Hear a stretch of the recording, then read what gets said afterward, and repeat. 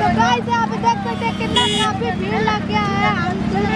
हम लोग video shoot कर रहे हैं। वीडियो शूट गुड्डी जी यहाँ पे वीडियो बना रही है और गुड्डी जी को देखने के लिए देखिए काफी सारा भीड़ आ जाते हैं दोस्तों, इसलिए हम आज रोड पे नहीं कर रहे ना पब्लिक पे कर रहे हैं, साइड में हम लोग शूटिंग कर रहे हैं अपना। और इतना काफी भीड़ लग गया है, क्या बताया जाए। दिखाई बैठ करके पीछे बैठ करके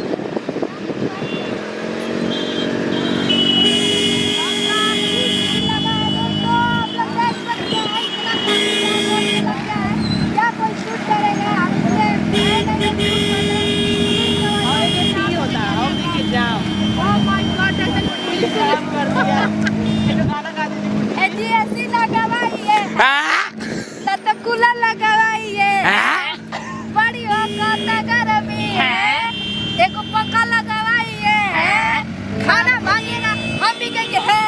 आप लोग देख सकते हैं गुड्डी जी को देखने के लिए काफी तरह से